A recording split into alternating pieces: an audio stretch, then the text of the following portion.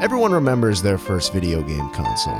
Whether it was home or portable, Nintendo or Sony, I think everyone looks back on those years as the good old days. For me and my brother, my parents didn't want us sitting at home all day, but they also didn't want us to annoy the hell out of them all the time, so one Christmas morning, we both got Game Boy Advance SPs. My brother's in red, and mine in blue. With it came a GBA link cable for local multiplayer, and a game, the same one for both of us. The lack of selection was a bit annoying at first, but as we'd soon come to realize, that was the only game we'd ever need.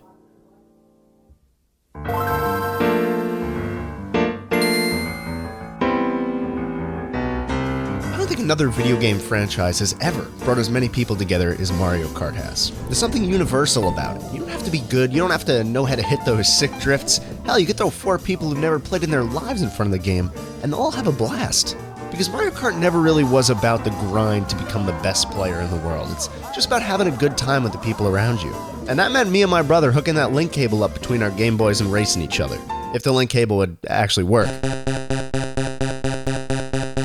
And the link cable fucking hated working. Super Circuit was the 3rd installment in the series, and to this day, it's the one my brother and I have sunk the most hours into playing together. We could take the Game Boys wherever we wanted. They held the charge for hours, but most of all, the game was just fucking great.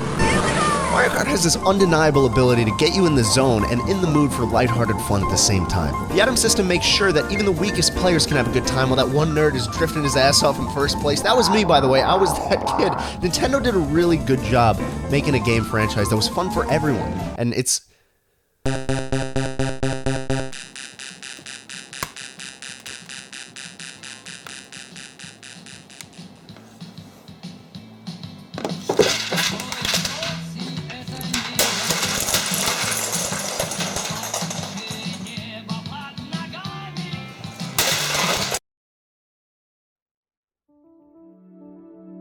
One day in elementary school, my brother and I played our last game of Mario Kart Super Circuit together.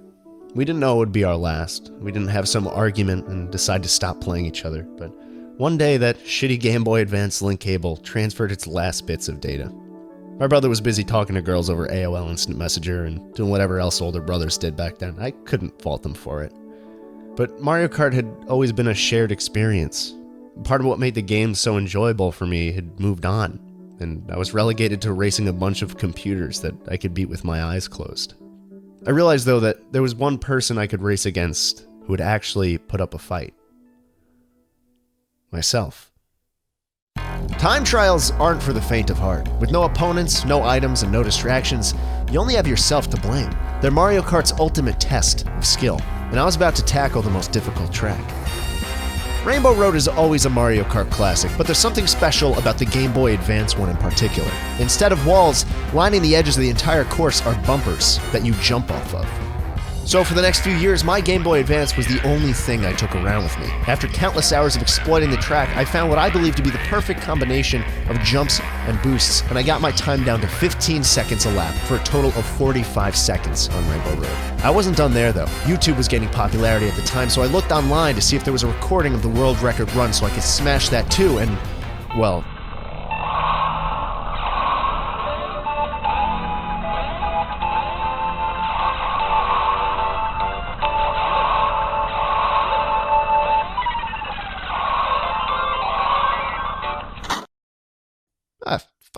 fucking piece of cake. All right, baby.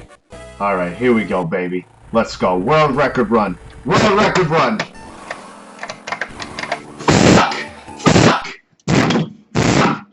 Fucking dumbass Bowser. Fuck you, Bowser. Fuck you, Bowser. I still go back to that Rainbow Road and try and beat my old record, and I don't even know why. I mean, there are better Mario Karts out there. There are better Rainbow Roads out there. Certainly there's better portable consoles out there now. Holy shit, this thing is a fucking brick. And trying to beat that record is frustrating as hell.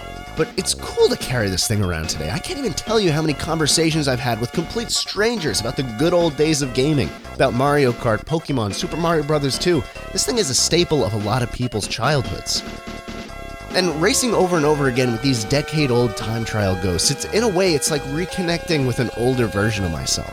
It's like a GBA link cable that won't give out. And so yeah, I probably won't beat 45 seconds on Rainbow Road, but knowing the kid who grinded for years to make that record a reality still lives on through that ghost run is pretty damn heartwarming. And if I ever got to the point where I could beat him, I don't think I would.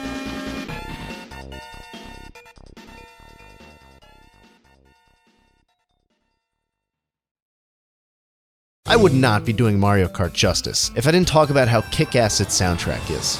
With this franchise is a track and a song for every occasion. Swerving between bullet bills on a pirate ship, drifting around tight corners while getting shot by lasers, taking a stroll through a garden. Pussy! A lot of these tracks are memorable in their own right, but throw live orchestral recordings of professionally composed music into the mix and you're fucking...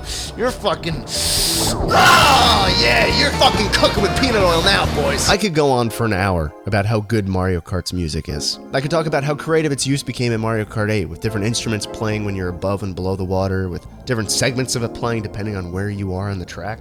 Mario could still be in the damn game, but if you didn't have a baller soundtrack to go along with each race, it's hardly Mario Kart. And I only really learned that after I booted up the Wii for old time's sake and realized that there's music for every single moment in this game. Searching for a match online and seeing where everyone's from. Waiting for the lobby's race to end so you can get back in the action yourself and wondering why the guy you're spectating keeps falling off the track but reappears on it a second later, lining up at the start, and then waiting for that asshole with a 1 megabit connection to join. There's not a single moment in Mario Kart that doesn't just coat your ears. And I guess if some of this music does its job, you don't even realize it's there.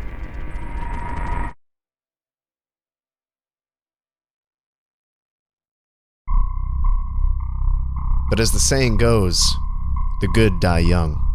Shortly after Mario Kart Wii released, we saw the emergence of a dark outcrop of hackers, a malicious group of people who sought to break and exploit the game using bootleg applications run through modded Wiis. These people had no respect for the well-being of the Mario Kart community and, in their wake, left devastating, irreversible damage to it.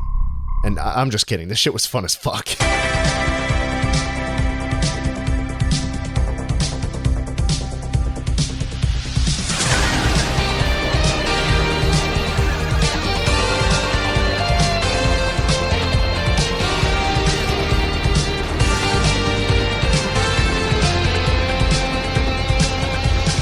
Hackers in Mario Kart Wii had given me some of the craziest gaming memories ever, and back in the day they inspired me to pass those memories on to others. Infinite items, 35,000 VR, complete mayhem. I had a blast whenever a hacker entered my lobby, and so I followed in their footsteps and started fucking with the game too. And listen, alright, I'm gonna get a lot of shit for this. Hacking is a crappy thing to do, and most of the time it's only fun for the person doing it. But in Mario Kart Wii, there was still a small group of hackers who would be, for lack of a better word, cool about it. Sure, they'd make the place a living hell, spamming blue shells, bombs, littering jumps with banana peels, and turning tight spaces into literal choke points, but at the end of the race, they wouldn't boost ahead with a bullet bill and come in first. They'd go backwards and lose.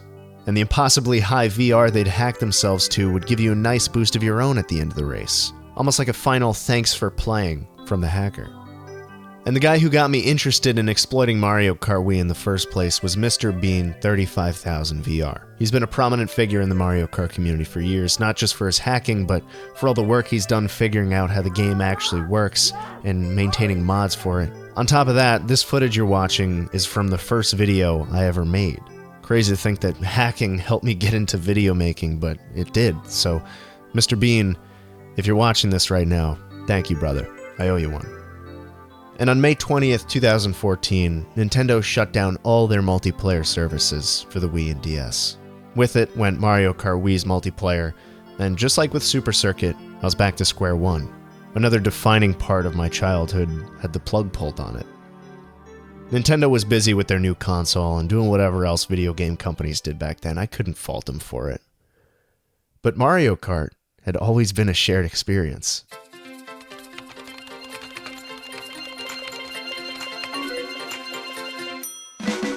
I started taking my Wii out. Baseball tournaments, family outings, friends' houses, I'd hook that shit up wherever I could and get a group going. You're gonna kill me for this, but even though I've never played Double Dash, this series is the one I hold the absolute closest to my heart. What matters to me most with Mario Kart are the experiences, the connections and memories I've made because of it. Whether it be at travel baseball tournaments racing with the whole team in between games, whether it be turning Bowser's Castle into a hellscape, hacking random multiplayer lobbies, whether it be reminiscing with strangers about the good old days of gaming, or if it was just me, sitting across from my brother on the living room floor, hoping the Game Boy Advance link cable wouldn't give out for the 5th time that day.